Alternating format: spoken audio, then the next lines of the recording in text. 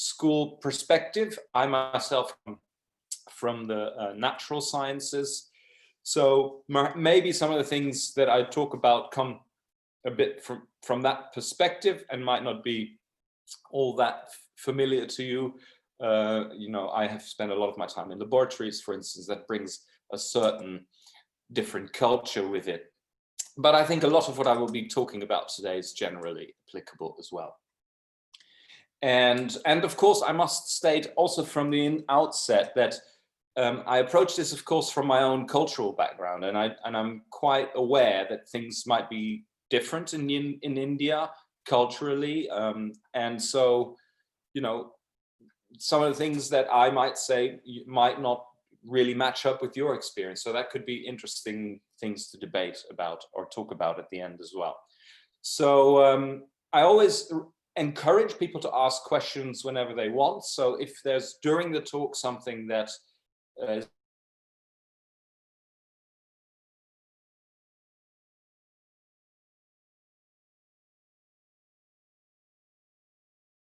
and otherwise, of course, we have at the end of the talk ample opportunity to talk about questions.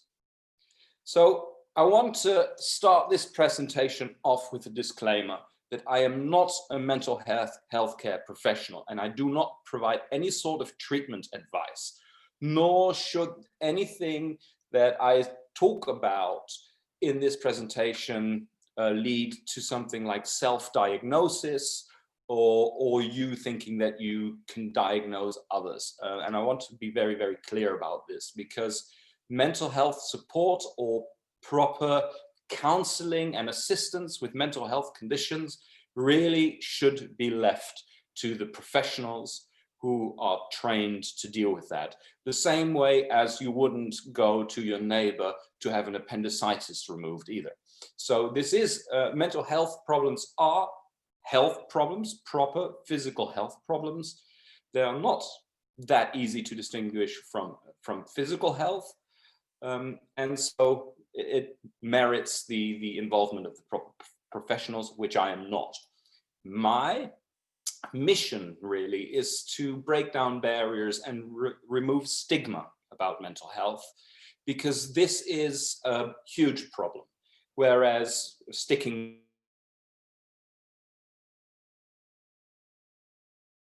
with the doctor and say, what is this? And he might recommend having that appendicitis removed.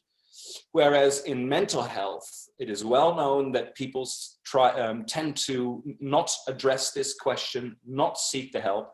And it is quite common that people with mental health conditions take an average of 8 to 10 years before they seek the proper help to address it. So there's a large population of people who have treatable mental health conditions, but through stigma and cultural pressures or feelings of shame, don't address it. And that is really my mission. If the audience, anybody in the audience takes anything away from this, is the message that I want to get out there is to say it's okay to admit that you are not okay. And that is often the most difficult, but also most important step to set you on the path to recovery.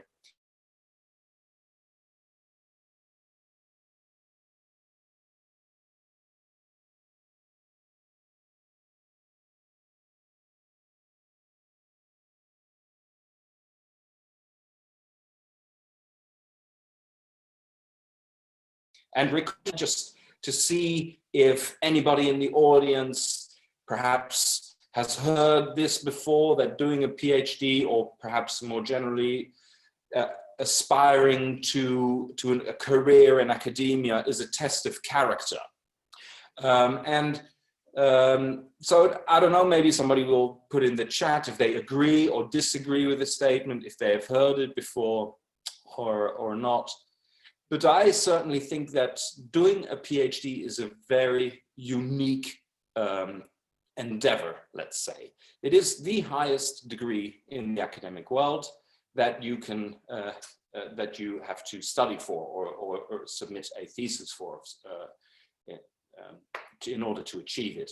A professorship, although there might be differences culturally in some different countries, but by and large, a professorship is an appointment. It is not an earned scientific or academic degree in the way that the PhD is. So it is really the highest academic accolade that you can pursue. And that, of course, will never be easy. It is always going to be a difficult job. And I don't know anybody who's done a PhD and said, oh, that was a breeze, oh, it was so simple, oh, it was so easy. I think everybody struggles. But that's not to say that we should completely disregard our well-being or put our well-being on the back burner when we are pursuing a PhD.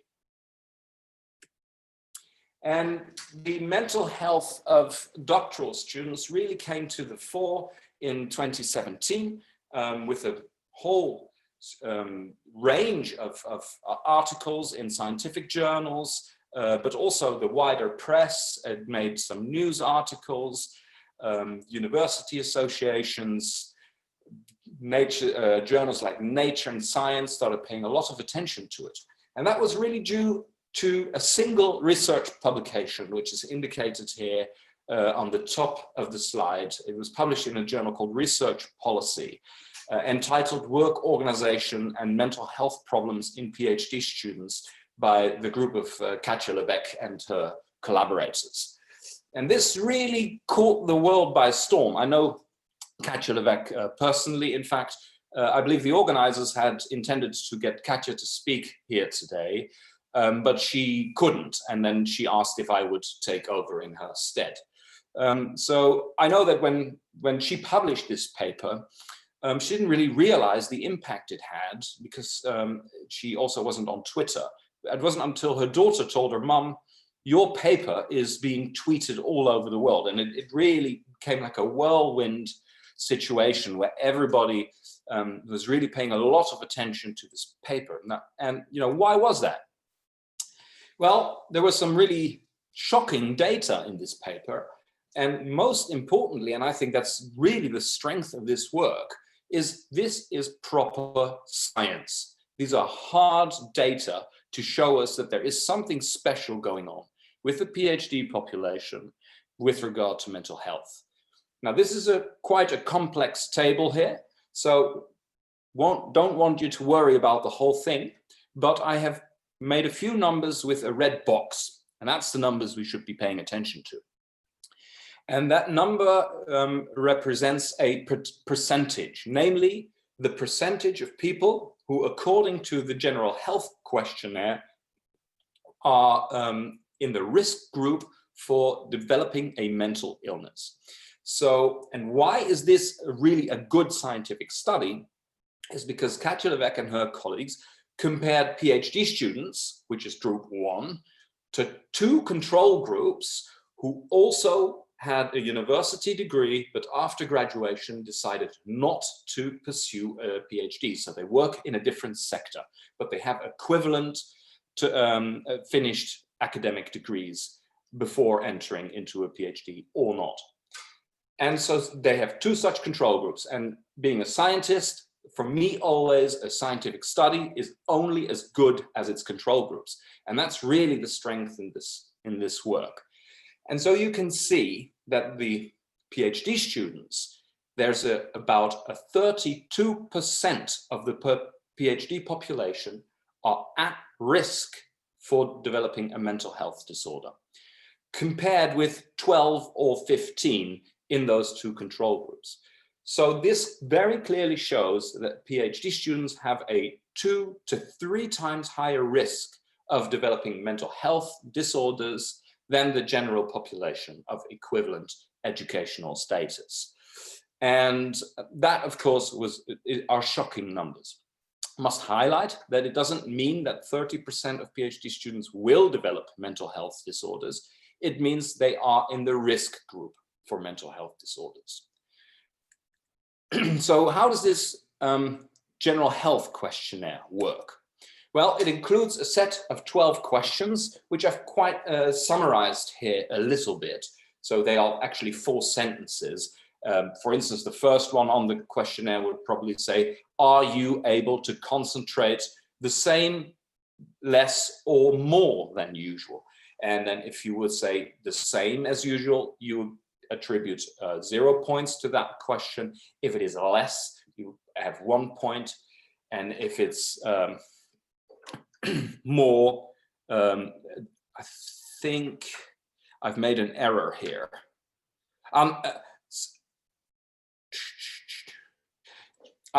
I have to understand. Yes, I have to explain that the top 6 questions, they refer to the point. You get 1 point if it's less, and the bottom 6 you get 1 point if it's more. So if you are less able to concentrate, you score a 1 for the top 6, or less feeling useful, less capable of making decisions. And then the second set is a bit more. So have you lost more sleep to worry, then you get the point. So this is how that works. And so out of these 12 questions, if you score a score of 4 or higher, then you are considered at risk for developing a mental health condition. And again, I must stress that it doesn't mean that you will or have a mental health condition, but that is a risk factor. So if you were, for instance, in this questionnaire to say, I'm less able to concentrate and I'm feeling less happy than usual, and I'm losing a lot more sleep to worry, and I've lost a lot of confidence in myself, if those are the 4 questions that you scored a point with, then you would be considered in a risk group for a mental health condition. So that's how the questionnaire works. So on the basis of that, the data from the study of Katja-Levesque were derived. Now, mental health problems are not at all uncommon.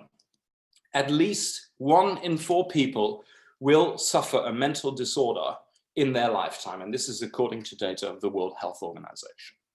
And I think that it's hard to imagine a lifetime without experiencing some sort of mental challenges. We all will lose family members at some point.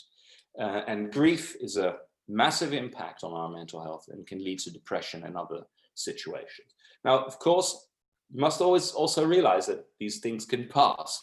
It doesn't mean that you are, once you develop a mental condition, that you are stuck with that. Just like physical health, you can also be cured, let's say, or be to overcome these issues.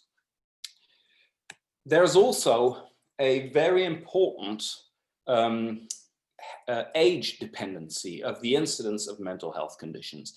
And we know that in particular, the age group of people, say, in their 20s and 30s are in the high risk group for onset of mental illness. And that's, of course, exactly the age group that we have at universities and the age group of people who are doing their PhDs.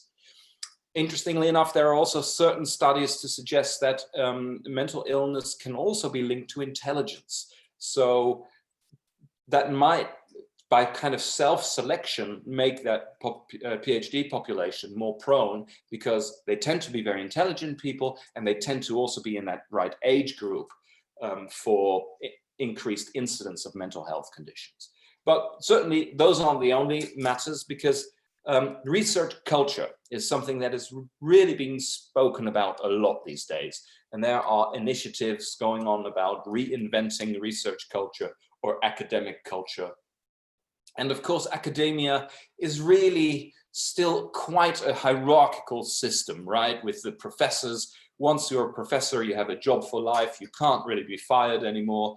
There are certainly some very bad examples of people who take that as a license of behavior that really is not acceptable. It happens all over the world, sadly. I'm sure it happens in India as it does in Germany. And there is a lot that needs doing to really create better working conditions there. And this is a report from the Wellcome Trust, one of the largest funders of research in the United Kingdom, very involved also with the extramural activities of scientists, such as public engagement and studying, researching researchers themselves and seeing what kind of working environment they have. And so this is from their 2020 study. And the top word cloud shows the words that researchers use to describe their current research culture or working environment. And it doesn't make for pretty reading. I mean, you see right in the middle, collaborative, but the most often used word to describe an academic culture is competitive. But we see also words like pressured, insecure, toxic, elitist, biased, stressful, not at all positive words that people associate with an academic working environment. And then when we look at the word cloud below, when the same group of researchers were asked, well, what words would you use to describe the ideal research culture you'd like to work in?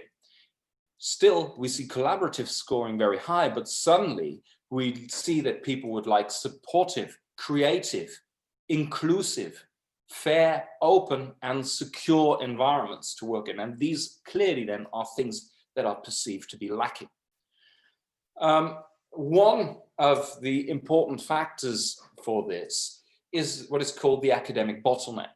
We have so many people pursuing a PhD, and actually it is a pyramid scheme, right? There's only one guy who can be the professor or head of department of business school or management or microbiology, and lots of people who want to do that. So less than 1% of all people who do a PhD, and I think this is data from the UK, from the gathered by the Royal Society, less than 0.5% actually make it to a professorship.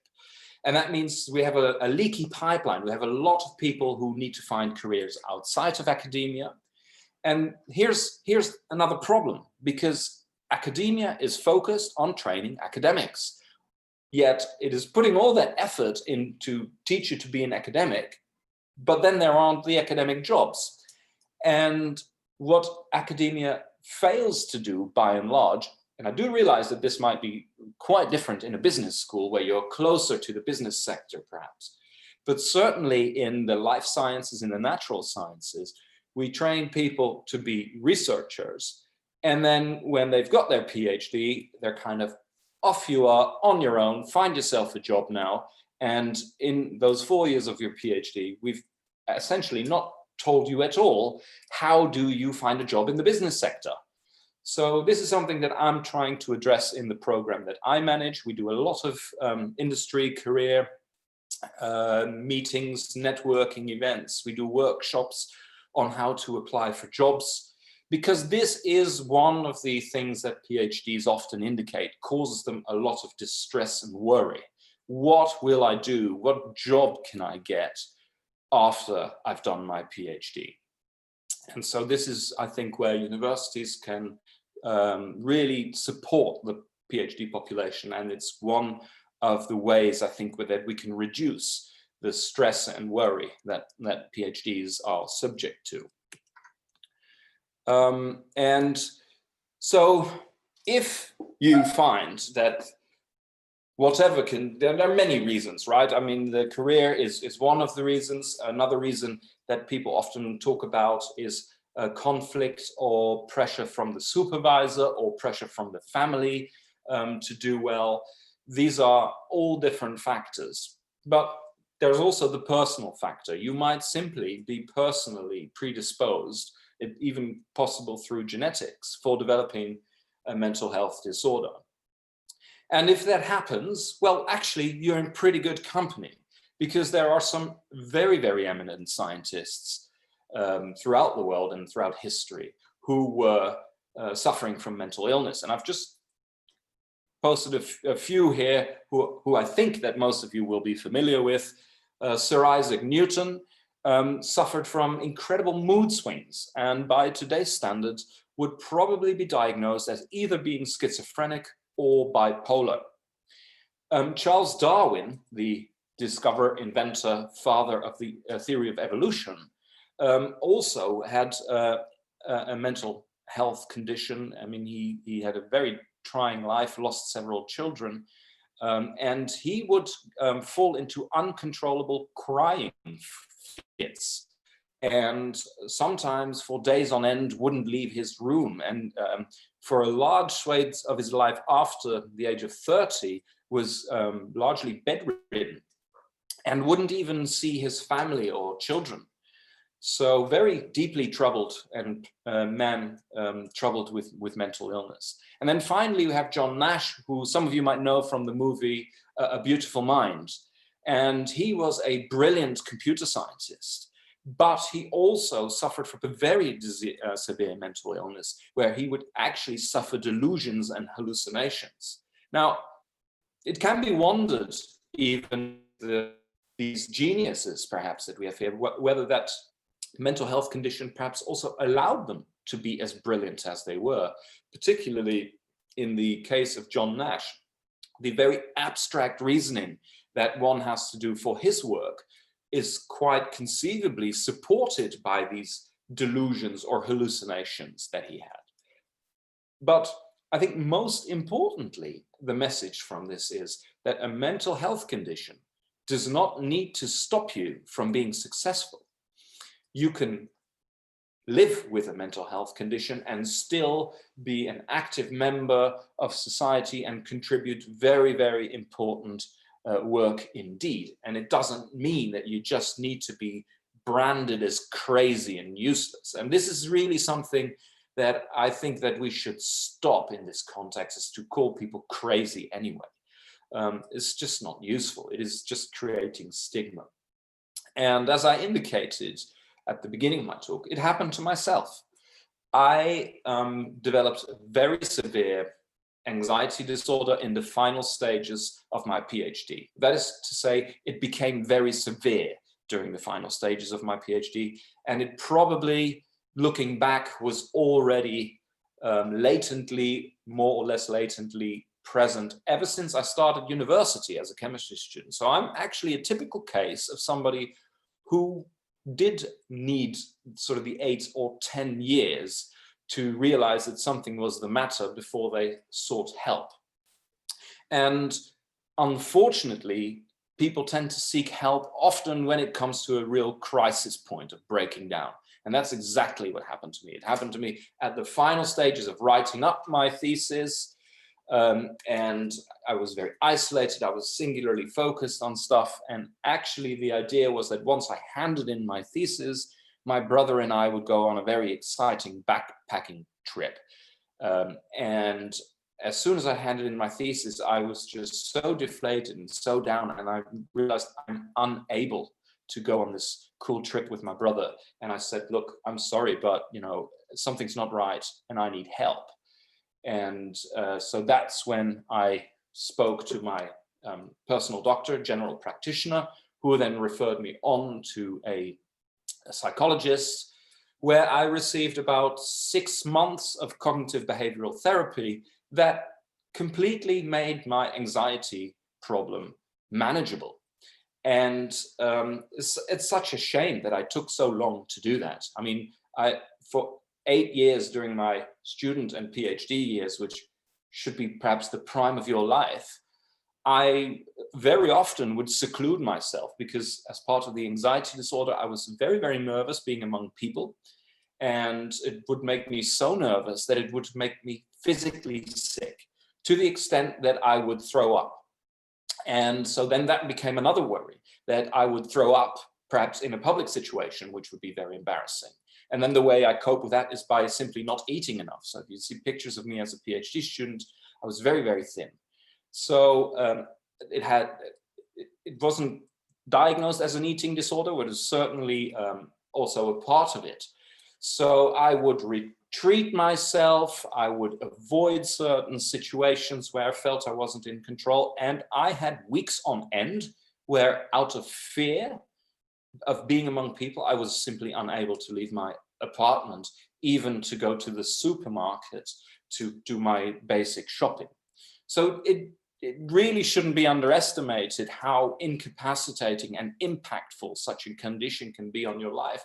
And actually, looking back, how willing people are to carry on like that without accepting that they have a problem that they should address. And sadly, as it happened in my case, it is often the crisis breaking point that makes you realize.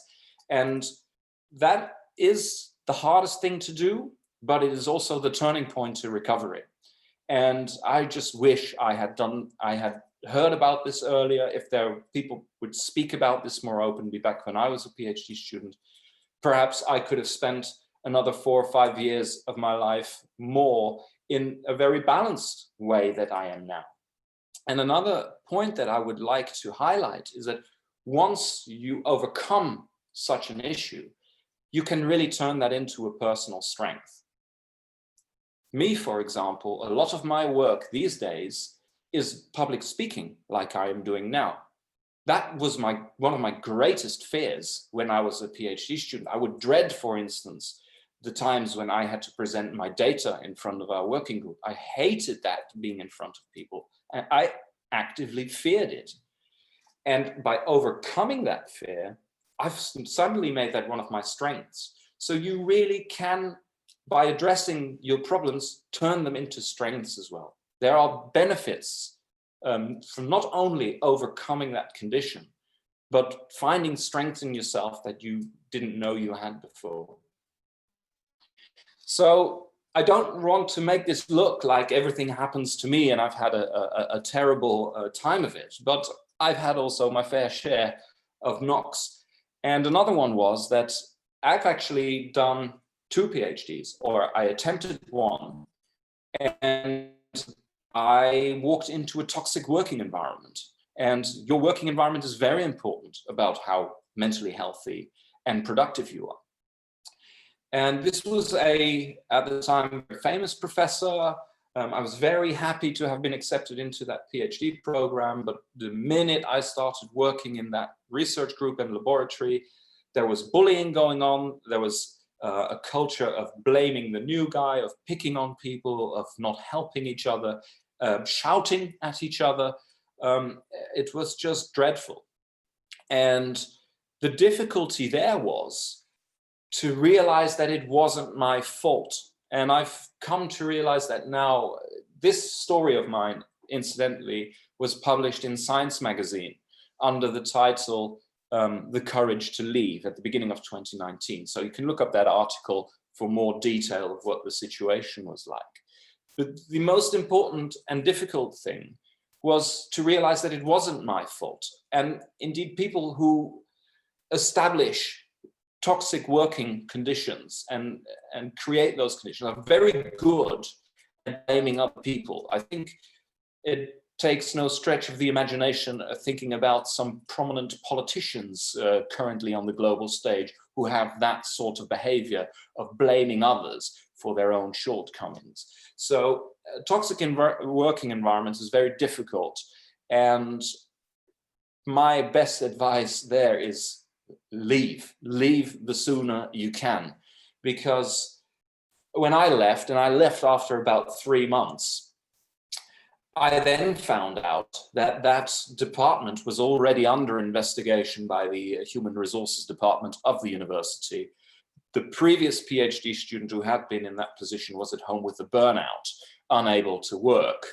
And once I left, it opened the floodgates. Several other people handed in their notice, and then eventually they fired the professor of that department, which is almost unheard of, right? But it took a lowly little PhD student such as myself to say, this is unacceptable.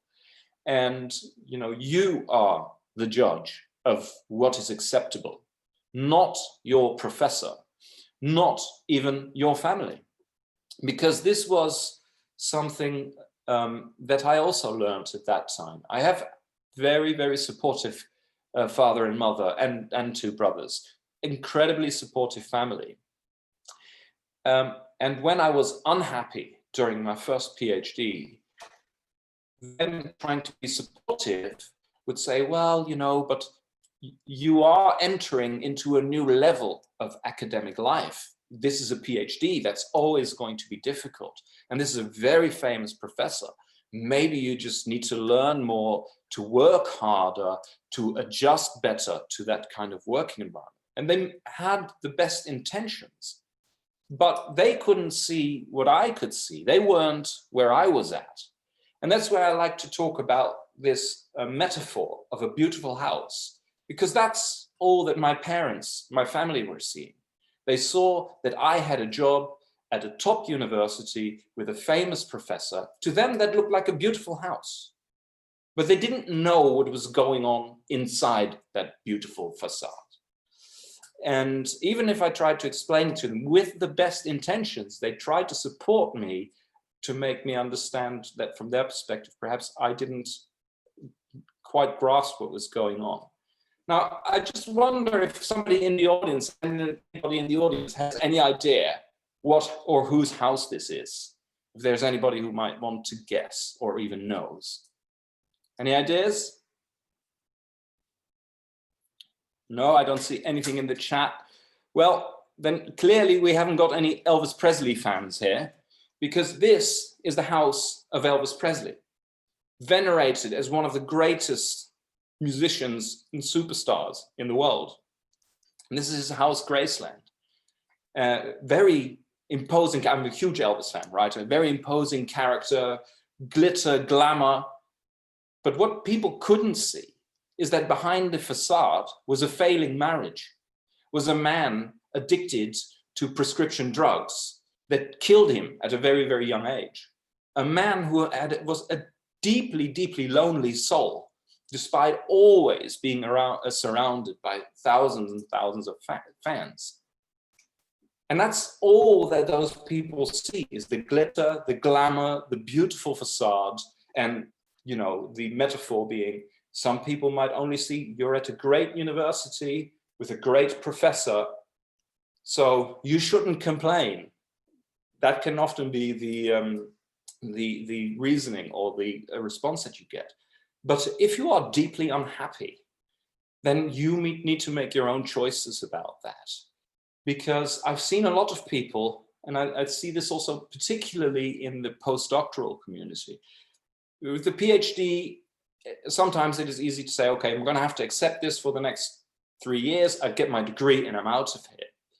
But you should also be careful, because I've seen a lot of people who, if you make it too much of a habit to accept that you are mistreated, bullied, not valued, then that's not good. If you start accepting that as a day-to-day life, then I see a lot of people continuing on, and that actually perpetuates these kind of toxic working conditions. When I left, I had nothing. I left from one day to the next, and I'm not ashamed to tell you that in order to just have a bit of money to get my food in my refrigerator, I took a job cleaning toilets. And so from one day, I was a PhD student in a prestigious laboratory, and then the next day I was cleaning toilets to get by. Okay, but it was one of the best decisions I made in my life, because it was an awful, awful working environment. And I was very lucky to get a second chance at a PhD, which again, that's not easy, but that's perhaps a story for another time.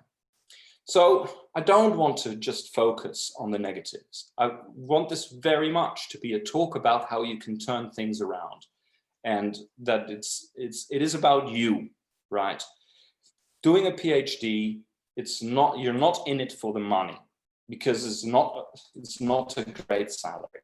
So people who do a PhD do this through dedication, often to certain subjects. They want to improve health provisions. They want to improve the way things are done in the business sector. And so there's a lot of dedication, and there's a risk that precisely that dedication leads you to accept conditions that really are not acceptable. So you should look after yourselves. And here is a great little guide put together by PhD students from the University of York for PhD students. You can see the web page up there. It's a free PDF download. I think it's about a 10-page document or so, with tips from PhDs to PhDs. Really recommend this to you. And then this is a program developed by the New Zealand Public Health Authorities. And it's called 5 Ways to Wellbeing, which they have really rolled out all through New Zealand as a program in working situations. So a lot of HR programs use this concept. And for instance, the Crick Institute in London, which is, I'm from the natural sciences background, but it's one of the most prestigious institutes in natural sciences, also very much promotes this concept. And this really tells us that there are 5 factors that can really contribute to our well-being. They're not completely separate. Sometimes there's quite a bit of overlap, but these are things that you can do to increase your well-being, independently of whether you have a mental health condition or not. But this is preventative if you incorporate this in your life, and it can be helping you overcome if you have a mental health condition, perhaps. One of them is to connect, talk, listen, connect with other people. I think a lot of us in current situation of the corona outbreak are realizing how difficult isolation is and how important the connection with other people are. And so, very important thing, if you are struggling with something, why struggle with it by yourself? Why not be open about it? Just sometimes sharing your story can really help, right? And a second very important aspect is to be active. Now, there is very, very strong scientific research showing that mental health is also physical health. And the better you look after your physical health, the better also is your mental health. So engage in sports or other physical activities. I don't particularly like sports, but I like dancing. So I take dancing classes, and that's how I keep active. Third point is taking notice. Remember that there are simple things that give you joy. Life is never all bad. There is always something that you can find that is nice. It could be something as simple as springtime comes around again and it fills the air with the smell of wonderful flowers.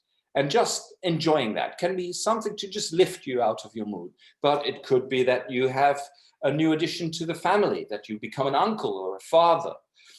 So there are always things in life that you can be happy about. So try to focus on those as well and identify those, because it can be very easy, particularly for those suffering from depression, to get in a downward spiral of thinking, oh, well, this sucks and that is rubbish and this is rubbish and everything is rubbish. Now, I'm not saying that depression is easily solved, but you can try and find the nice things in life. Like the famous Monty Python movie, right? You could be nailed to the cross and still always look at the bright side of life. So to keep learning is very important. So people who remain mentally stimulated tend to be much happier as well. I think we have not spent a lot of time on that. I think that can be quite obvious. So embracing new experiences. And finally, to give. It can be extremely rewarding and good for your self-esteem to just be there for others as well. And to then understand that others appreciate you. Very close again to connecting, but giving can also mean being part of something greater. Perhaps you like to involve yourself with a charity, and just taking steps back and helping others, being part of something greater can give a very, very important sense of belonging and contributing that you can be proud of. So these are 5 quite simple concepts that you can incorporate in your daily life that can work preventatively and also supporting the development of a better health if you perhaps are not feeling so great. So finally, we come then to support. What do you do if you think that you might want to talk with somebody, that you might have a situation that's worth addressing or that you need help with? So I haven't got any specifics here because I am not at your institutes or in your city or even in your country. So I don't know really how the public health system works in India. But I've just put here a few concepts that I think are probably general. So you might have a counseling, even if it's just a student counseling or another type of counseling at your institute, at your university. It could be part maybe of the occupational health department. Very different models at different universities. So I don't know exactly how that works, but maybe you have a student advisor that you can go to as a first level, and then that advisor might be able to refer you to more specific professional help should you need it. A lot of countries have hotlines, phone hotlines, and I don't think there's a country that doesn't have a suicide hotline. And I haven't focused much on suicide, but suicide is a major problem. It is one of the leading causes of death among adolescent men. And when that's the case, it's almost always on the basis of an underlying mental health condition. And so in Germany, for instance, suicides in the adolescent men account for more deaths than traffic accidents. So a massive problem, and there are hotlines of people who really know how to address this and talk with somebody who might be having suicidal thoughts. And if you are having suicidal thoughts, that is really very, very serious mental health, and you need to look for help if you do. And if you know somebody who expresses suicidal thoughts, that also means that they need help, and they need professional help. You can't help them. I'll get to that in a minute as well. So a good place that you should always be able to go to is your personal doctor. And you could speak with them, and they would be able to refer you onto a psychologist. And I think a lot of people might have fear or apprehension about what it means to be in psychological treatment. Perhaps people have images of the padded cells and the jackets that close at the back and they pump you full of some sort of drug. So you're just a wallflower for the next couple of hours. And that's simply not how it works. There might be very acute people who are a danger to themselves and others where that's the case, but it is an imagery that doesn't really apply to the reality of psychological treatment at all. It is basically, you meet with a counselor, a psychologist, and you talk, and that person, by and large, will just be asking you questions. So when I did my cognitive behavioral therapy treatment, my counselor would ask targeted questions that would help us zoom in on what exactly my problem was, and then build on that. Well, how do we think we can address this? It's really a question and answer exercise that helps you develop the tools to snap you out of your negative thinking process, because that's for the most part what it is that you're stuck in a certain way of thinking, and you need to learn the tricks of getting out of that way of thinking. And so this happens in 1 hour sessions of just talking with people. Nobody will be nasty with you and say that you are crazy. And if somebody does, then you are definitely with the wrong counselor, and you need to leave and find another one. So I'm also quite aware, I don't know how relevant that is here, but we have a lot of foreign PhDs in our program here in Germany, and we don't necessarily have the German psychologists who can treat somebody from China, for instance, if their English from both sides isn't entirely adequate. So I think a good thing that has come out of the COVID pandemic is the switch to the online interactions. And I see more and more that people are taking counseling in their home country with a counselor who speaks their own language. This is very important, because you need to be able to really define and get at, with the language you're most comfortable with, what really the issue is. This can have technicalities where perhaps the country you're living in won't cover that through health insurance. But I always say, guys, I spent 8 years with a very, very serious mental health condition, which was solved in 6 months. Now, I wasn't a rich chap at all, and at that time it was paid through my health insurance. But even if I would have had to pay for it, it was worth it, because I got my life back after that. And so you can't put a money value on this. Of course, I understand that often PhDs don't have a lot of money, but if you have a supportive family who can help you, it would just be sad if money stood in the way, if there's a way of finding it. But I think the greatest problem is, again, the first hurdle, right? The accepting that you have a problem. That was certainly my thing. I felt that by calling up a psychologist, I felt that I admitted that I was crazy. And that was just the silliest notion. And I just wish I had realized earlier that that's not the case. And that first step is a cliche, but the first step is the hardest step. So the good news is, once you've taken that first step, it becomes easier after that. And then you're on the road to recovery. And that's really a message that I'd like to get out there. So the final point that I put in brackets is friends and family.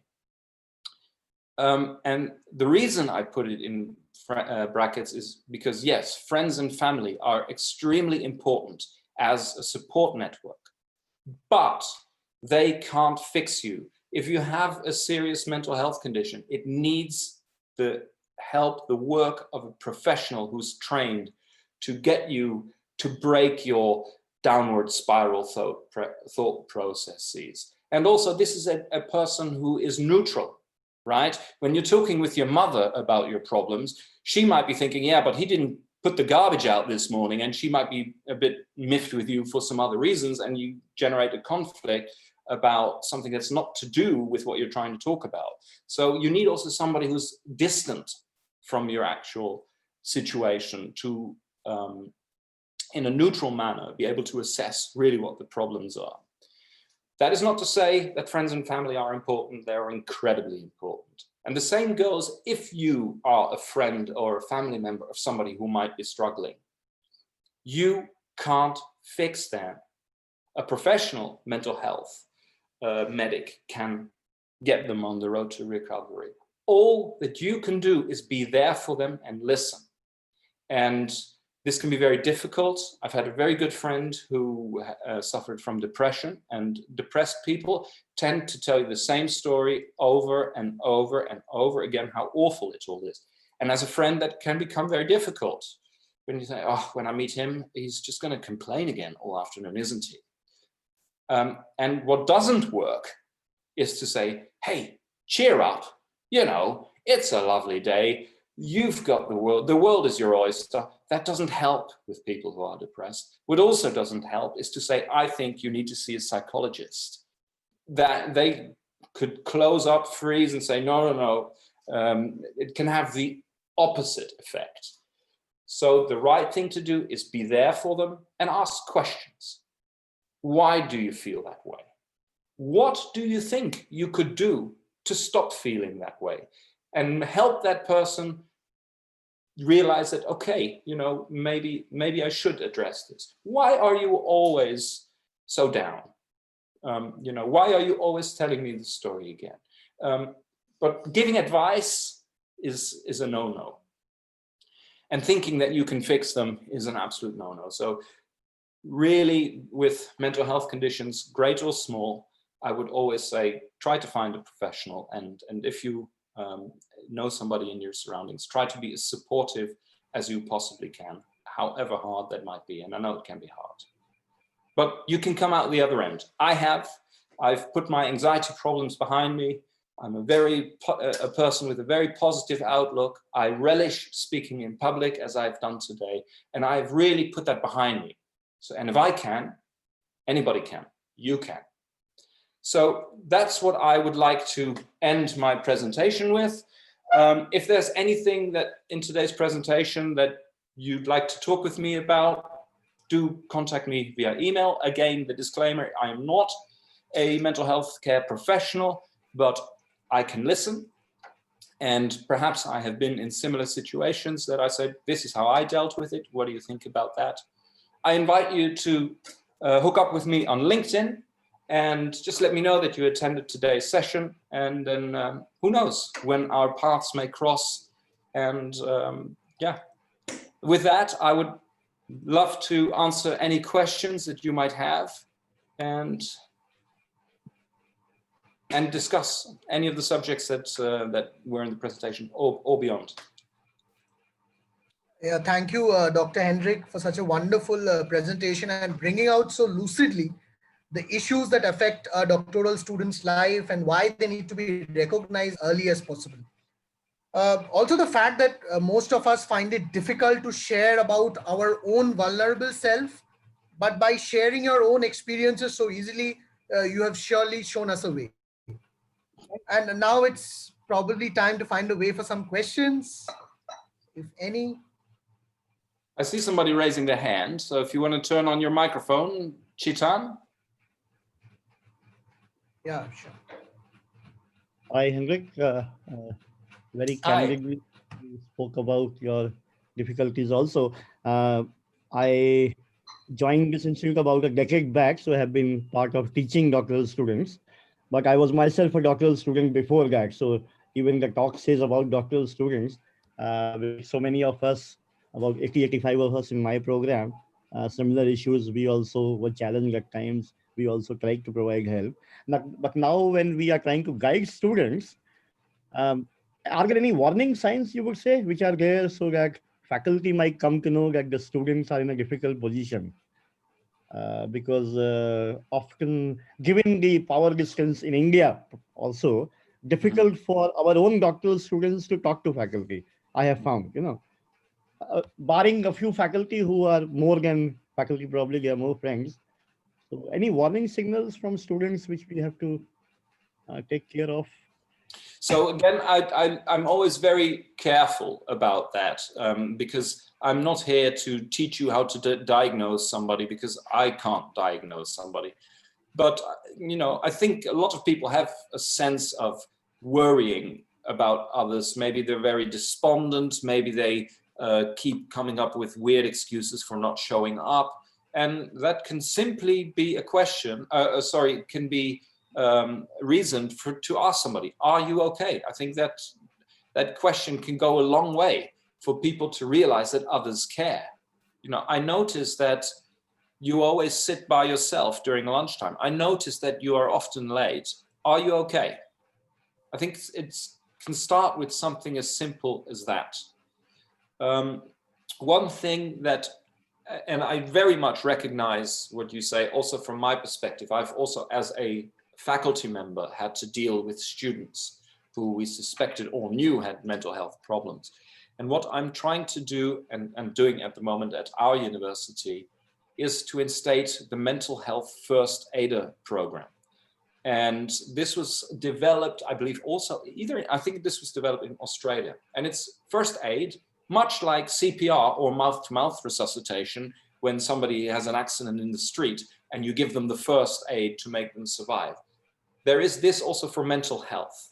And what we are doing at our university is we are training people to be mental health first aiders. They will be identified as such on websites. So it becomes a low-level person that people can approach. And we want them to be throughout the organization. So from the professors to the students, so that a professor who has a mental health issue would probably feel more comfortable talking with another professor than talking to a PhD student who is a mental health first aider. So we need first aiders through all of the organizations. I don't know, I'd have to look it up, if this program is already established in India or not. I'm actually becoming qualified as a mental health first aider next month. And it's a training for about 200 euros in Germany. And I think it's a 3-week training, and then I will be a qualified mental health first aider. That's what I am recommending at the universities in Germany, to roll out that kind of program. Again, I don't know what the situation on the ground in India looks like. Thank you. Yeah. Thank you for your question. Any more questions? Dr. Hendrik, if you wouldn't mind, we can probably discuss some of the concerns that I shared with you, which have come as part of some of the survey findings. Yes. If you would read them out, please, because I'll do that. I'll do that. So, from the the responses that we've got from various doctoral students across the country, what I understand is there are 3 kinds of problems that are, that the students find themselves in. One, with respect to their own self. Second, with respect to the system as a whole, the PhD system. And the third is with respect to their supervisors. So I will come to one by one, I'll kind of try and talk through those.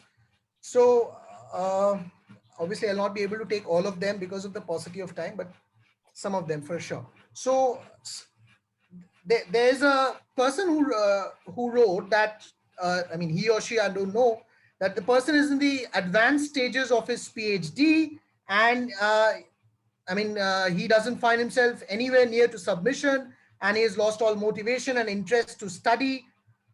At the same time, there are deadlines which are approaching him, and he feels that he has to push himself a lot before the deadline, and he just keeps on procrastinating one deadline after the other. And recently he's met with a psychiatrist who suggested him to take a medicine. He's afraid of taking medicines, and he thinks that he needs to change his own attitude and lifestyle, but he doesn't have any clarity over how to go ahead. And he basically says that he has three things that he needs to set things right. One is his career, second his health, and third his relationship. And he's in a dilemma which one to prioritize. Right. Okay. So I have to be very. If I may, so it's a female who has written. Okay. Okay. Sure. So again, I'm going to be very hesitant to give specific advice there, because I'm, again, not a mental health professional, and I can't speak for somebody how to prioritize their problems. I would say that it's a good thing that that person has taken already the step to see a psychologist. I don't know what that person's reasons might be for refusing a pharmacological intervention, and there might be reasons, if that is a drug that has potentially side effects of making one a little bit sleepy or despondent, so I could understand that. But let's take it back to the level of the supervisor. If this person feels that the work load and pressure is not evenly balanced, and she's struggling with how to cope with it, your supervisor is there to help you with that. That is what they are. They supervise your work. So you should always be able to write at least to your supervisor and say, I need some guidance on how I plan my thesis writing. Can we have a meeting, please, to discuss how I can effectively plan my thesis writing? Now, if a supervisor refuses to do that, then they shouldn't be a supervisor. And then you should be able to, within your university, say, my supervisor is falling short of his or her responsibilities. I realize that this is an idealized situation, and that in reality, life can be much more difficult, and there are difficult supervisors who perhaps also happen to be the dean of the faculty, and it seems like you have no one to talk to. But universities should have ombudspersons, for instance, where you could go in case of conflict. But try to talk with your supervisor. I noticed a lot. So I, with regularity, have PhD students from my program come to my office and say, I've got a problem with my supervisor. I want this, he says that, and what do I do now? The first question I always ask is, have you spoken with your supervisor about it? 9 times out of 10, they say no. And I ask, well, why? Well, yeah, well, he's the professor. I can't just ask him to do that. So, yes, you can. He's your supervisor. That's what he's there for. So that, I would say, is the first avenue that you should go down, is to speak with your supervisor. And if that means that that you might have to open up to your supervisor and say, look, I'm finding it difficult at the moment because I am seeing a psychiatrist and I should be taking the medication, but I'm not. So I'm struggling on a few fronts. We're all people. A supervisor should be as interested as you are in your success, because your success is also their success, right? A successful PhD from a group is is something for their CV as well. So I know not everybody is as kind and ideal as the situation that I present here, but that's how it should be. And so that's, I think, how you should approach it in the first instance. And if that supervisor then still is unwilling to help, then you need to find out in your institution who is the ombudsperson, who is the complaints manager, and you know, and I know that we also at my university have professors who are systematically mistreating their PhD students. And at least if those cases become logged and recorded, then you build up a case, and then maybe eventually you can get rid of some of these people. But if you don't address it, if you don't speak out on it, that won't happen. Right, right. I mean, coming to the fact, coming to the discussion around the supervisors, there have been a couple of questions which have also dealt with something that you've also spoken during the course of your presentation about the bullying of professors amongst the students. And I mean, there are students who feel lonely and left out, as if no one wants them there and they don't feel valued. And I mean, there may be instances where such students may not take the plunge and kind of leave the PhD program because of various barriers. In such a situation, I mean, what's the way out? That's always your decision. You make up your mind what you accept and what you don't.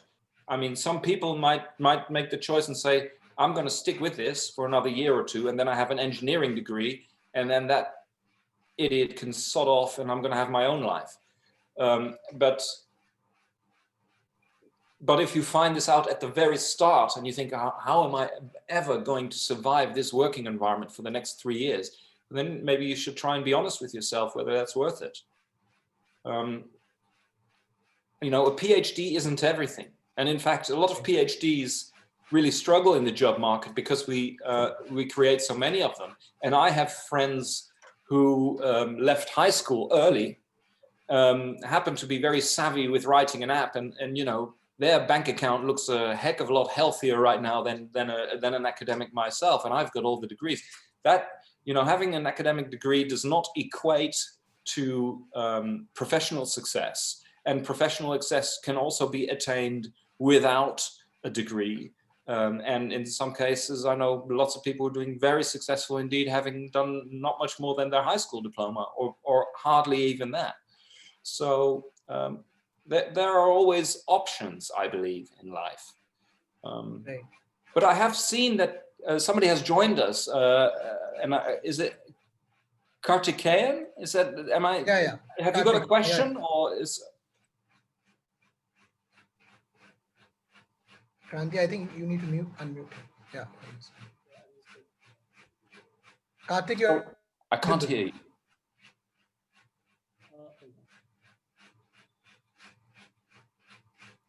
Am I audible? You're very, very soft. Maybe. Am I audible? Yes. Yeah, fine. Right. Okay. Yeah. So yeah, I have a question, but I thought let Himadri finish first, so I was waiting for him. Yeah. You can go on. You can go on, Kartik. Right. So this is not as much a question as it is a comment or something that I'd like your thoughts on. So I have like 2 points. First is when in the PhD program, we find that all of a sudden we are not in a hierarchy anymore. By hierarchy, I mean, I used to work in a company before, and then there was a CEO, and then below him a couple of CXOs, and then it used to be like a funnel, right? Whereas once you move to a PhD program, you're the one guy who's stuck in the middle, right? Like there's like a lot of professors competing to have you, and that creates a lot of conflict. So if you were to just do like a back of the envelope calculation, I think there'd be about 90 students in our campus, and slightly less faculty than that. And I think fewer faculty are even eligible to become guides or supervisors. So clearly there's a there's a disconnect. There are fewer faculty and they're there, and we are split in 7 years. So what we usually have is 15, 20 students per year, and they just keep going up. And every year you have 20 students and a bunch of 70 faculty who are competing for those 20 students, which makes you very good friends with a few of them, but then you end up antagonizing a lot of other faculty in the process. And that in a way, I think causes a lot of stress, because when I first entered campus, many of my juniors are here. I myself am a fifth year student now. There was a book that was handed out to me, and in that book, we had 10 points. It was a guide for PhDs in the economics discipline. I'm from marketing. And it said, if you're ever hiding from your supervisor, you're doing something wrong. So that's like the thermometer, that was like the test for me. So whenever I started hiding from my guide, I kind of knew that I'm not doing it right and I have to make changes. That's one. And the second thing that I kind of wanted your comment on was this new paradigm where there's this publish or perish atmosphere that's being created, because this is there in the minds of most of my friends as well. I'm just going to voice it out. Many of the faculty we have did not have to go through the same kind of rigor that we are expected to kind of follow. So what ends up happening is that sometimes it so happens that you find yourself, if you're on a tight leash with your supervisor, you might find it really difficult to bounce off ideas. And your supervisor might not just listen to you. It's either his way or the highway, right? So it clearly happens. So I was thinking these two things contribute immensely to the politics of the atmosphere that we are in, and that in turn translates to some sort of mental pressure. But other than that, I also think one more thing that kind of added value to me was one of my faculty advisor, one of my friends who is a faculty, he kind of told me that it's okay to be wrong. It's kind of finally, yeah. So if you're wrong, it's fine to be wrong. You might make mistakes, and you should make mistakes. If you don't make mistakes, and you're like perfect all over the place, you're probably not taking risks, and you're probably not learning. So these things stuck with me, and I just thought I should kind of tell you about it. And well, I think that's a really, really interesting perspective, because it's not one that I know, because I'm not in the business or economics field of doing PhDs. And so where I have my experience from in the program that we lead, people join a certain research group and a certain laboratory. So a PhD entering our program actually, they all have two supervisors. They get a primary supervisor and a secondary supervisor in our program. But so that usually the primary supervisor is the head of that research group that they join, and the secondary is somebody independent, so that is not part of that research group. So we try to balance this so that if you've got a problem with one, at least you've got a second person to talk with. But there's no competition like what you describe among the faculty for the PhDs, because when you start, they know that they will have that PhD student for the next 3 or 4 years in their laboratory doing the research under their supervision. So that's a very different situation and a very different dynamic from what I am used to. That this idea of faculty member internally competing for the PhD students is something that is foreign to me.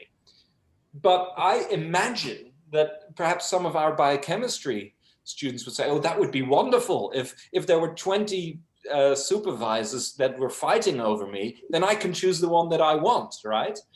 And I don't know how if effectively you can do, but I would say, wouldn't it make sense to work with those people that you can best work with?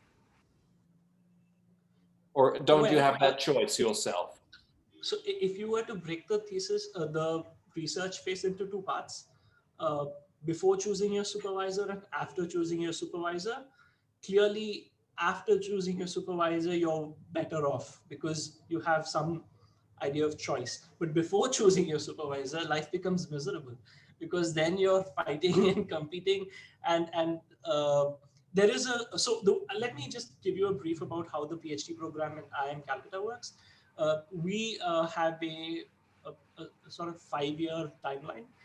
The first 2 years is when you do your coursework, where you are attending compulsory courses with a lot of different faculty. And after that, you have an exam called the Comprehensive Qualifying Exam.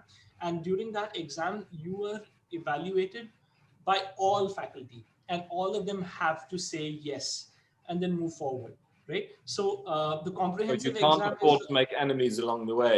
No, you cannot. You really cannot. You have to play it very politically, and it so happens that you're in class, and there's a faculty here as well.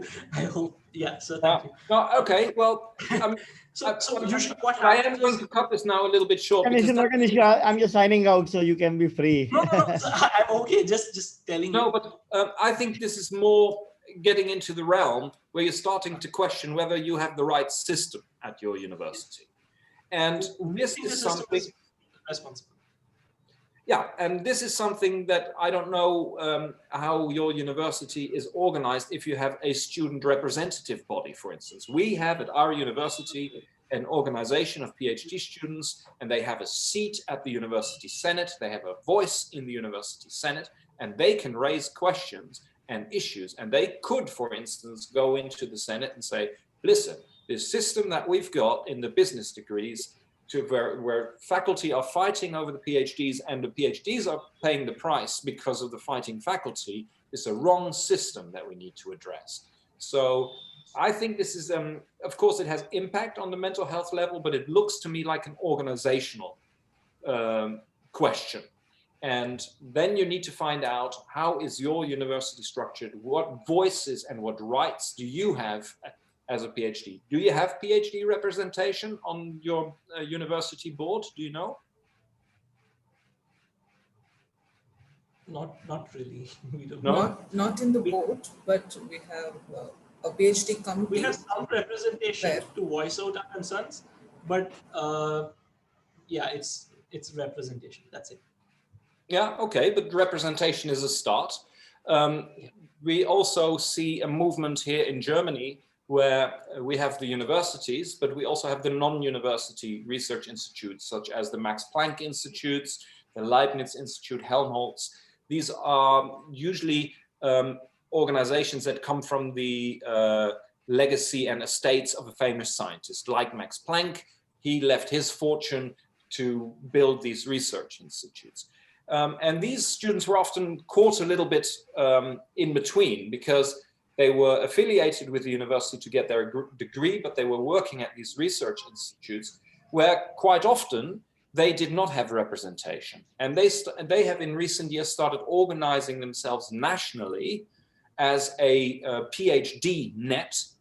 And it's a national organization of PhD students from non-university research institutes. Now, it's a bit of a mouthful, but they are precisely doing this, publishing statements, white papers, saying currently they're very much involved in an effort to address the abuse of power in those research institutes, and they are giving a voice to the PhDs.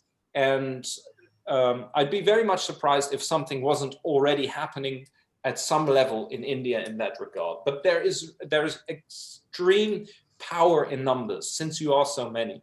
And if you can build a wider PhD network to give a voice to the PhDs at your university or at your city or state or even nationally, then change comes slowly. I know this. You know, I've heard it say, change comes one retirement at a time. Okay, and this is very true. But I think this is the kind of things that you can do, is to organize yourself as PhDs. Also, with regards to mental health, we have some PhDs here in my university have made a kind of a peer support group for mental health, where they meet now online, obviously. There is a network, an international network of PhDs called the Dragonfly Network. You could find them online. They are specifically addressing mental health again, but there are many of these sort of PhD networks, and there is force in numbers. So if you can organize a network of PhDs when you don't have adequate representation, you can start petitioning universities and say, look, you know, we make up 50% of the people at the university, but we have no voice. Give us a voice. Stand up for it. So you can do something there. Yeah, and the PhD networks here in Europe and Germany have been absolutely instrumental to put mental health on the map, because the professors weren't doing it. This is really a grassroots movement, this PhD. The whole topic of mental health in academia is a prime example of grassroots that came from the PhDs that said, yes, we need to do something about it. And slowly it goes up the chain of command, let's say. And yes, it takes a long haul, and it might not happen during the course of your PhD, but you could plant the seed and then see it grow. Right. Any more questions? I mean, I have a couple of more questions which I would like to share and which seem very interesting. So one of them asks, is excess seriousness or focus harmful for a PhD student, especially when there's a certain sameness in the daily routines and there is an artificial slowdown in activities? So that's one question that that the person asks. And then let me get to that, because I'm not going to say yes or no that is harmful. What is the important thing is whether you think there's an issue.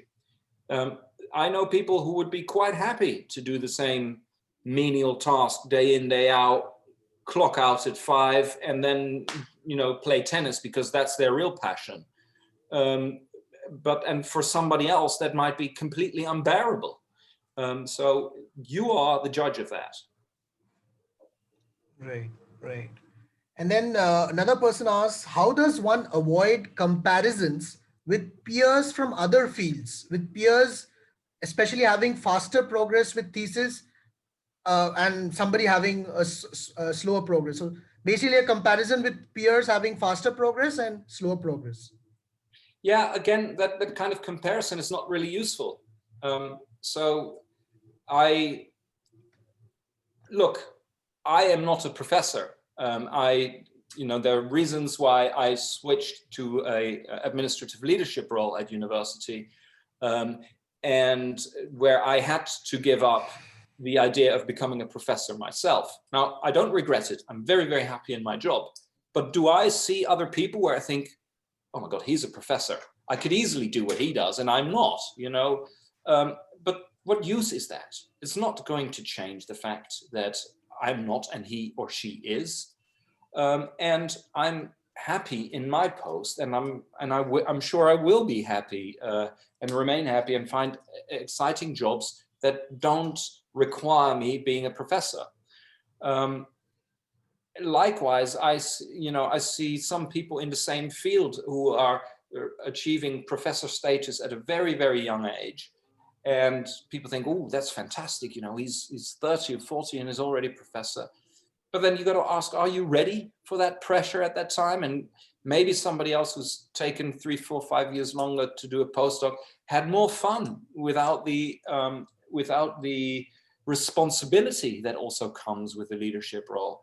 So everybody's got their own path. And if you're going to compare your path with others, if that's not helpful. What is helpful is to reflect on, are you happy with the path that you are on? And if you are not, then maybe you should change your path. Right. I think the rest of the questions have been answered. And I want to say one more thing about that. Sure.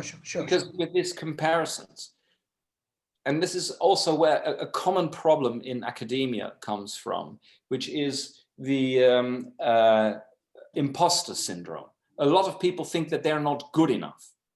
You will always find somebody to compare yourself with who's better than you or who you regard to be better.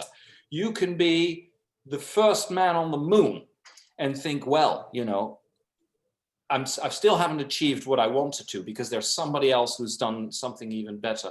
I give that example because actually it wasn't the first man on the moon, but Buzz Aldrin. He was the co-pilot to the first moon landing, and he did not set the first step on the moon. I don't know if he actually set foot on the moon at all, but he had imposter syndrome, and has achieved one of the greatest things in human history, right?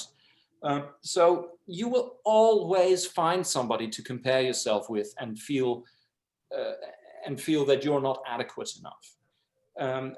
And likewise, if you look around you, you will easily find also people who are worse off than you are.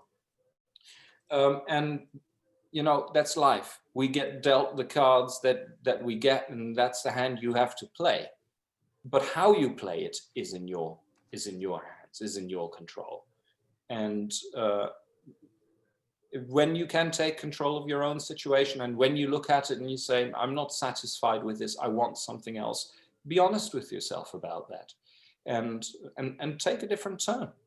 And if that means that you've spent a lot of time, maybe I know situations of people who spent 2 or 3 years on a PhD, they weren't happy with it, and they said, to hell with it, I'm going to do something else. And then they find something else, and then they're happy. You know, you don't need to carry on doing something because you've already invested so much time in it. Why invest more time in something that makes you unhappy? No. Right. That's really the question. You got to look at yourself. Others, it's not about others, it's about you. Right. I think Karthik has a question, and I'll kind of ask him. He's smiling around. Karthik, so basically he had asked you a question probably that got unanswered. So he wants a response probably from you regarding the publish and or perish syndrome. Yeah, Karthik, go ahead. Yeah. So how do you deal with are you familiar with this phrase, publish or perish? Oh, absolutely, yes. And it's cutthroat, right? Yeah, so give us some ideas on how to handle that. Look, that's very hard for me also to assess how that works in economics, because in the natural sciences, you are completely reliant there on the outcomes of your experiments. And so sometimes you do experiments with a certain hypothesis that you are chasing, and it turns out your hypothesis is wrong. And you spend 2 years doing those experiments, and you've got nothing to publish because you don't understand what's going on. And that's a very real risk that can happen to PhDs. Now, we don't require them to have any publications to get their PhD. So you can get a PhD without a publication, although it might then make it very difficult to find a research job without any publications, because for a postdoc, a lot of people want to see a publication. But at least in terms of the PhD, publish or perish shouldn't stand in your way, in my opinion. And I don't know how that is at your university, but you ought to be able to do your coursework and research and write a thesis, because that's what PhD is about. You write a thesis. And if that can be published, yes or no, that's another matter. But in order to get your degree, I am not familiar with any situation here or in the countries where I have worked that it's a requirement to publish for the PhD. Yeah, but in academic life, to get ahead, you need to publish, and that's simply the name of the game. And if you want to be an Olympian, you have to win at sporting competitions. That's the name of the game. And if you don't, nobody's going to, I'm sorry, but nobody's going to sit around and feel sorry for you. So, and this is, I know, is a massive problem in the academic world because of this, and this is in fact what happened to me and why I'm not a professor, because I decided to change direction of my research, and that meant that I had a 3-year period of publishing no papers, and that was what killed it for me. And just when I was starting to come out of it, it was also a time where it was very difficult to attract funding. So obviously the funding goes to the guy who's put out 2 Nature papers in the last year, and not the guy who put it out in the biochemical journal of the UK Chemistry Society or whatever. So that became very difficult, and that motivated my change into management. So that is a problem, and it's a problem that we need to address because it erodes academic freedom. It takes away the ability of academics to change the focus of their research because of the price that comes with that, the loss in publications. And so you'd have to go about that in a very strategic manner, or with good support from your faculty and university. So it is an incredibly wide and difficult debate that we're not going to answer this afternoon, I'm afraid. You know, it has so many aspects to it. And on that note, I have to say, I've been speaking for about an hour and a half now, so I'm happy to take another question, but I think I'm also ready to round it off. Sure. Yeah, absolutely. Absolutely. Again, thank you on behalf of Radio Sofia, Dr. Hendrik, for sharing your experiences and also answering all the queries. I mean, certainly would give us a lot of food for thought for the future. And I suppose for the ones who were probably a bit shy in maybe asking questions, they can get in touch with you, as you told, through LinkedIn or your mail ID. Yeah. And so it was really wonderful to have you. I really enjoyed it. I really thank you for that very lively discussion. I've learned a lot from you guys, how it looks in India. As I said, I have not the cultural exposure to that. I've never been in India. I hope one day to come when this whole COVID mess is over. Sure. I wish you all the best with your PhDs and other careers. Whatever you choose to do, it's your road to go, and I wish you all the best on it. And if there's anything I can do, feel free to contact me at any time. Thank you, sir. Thank you.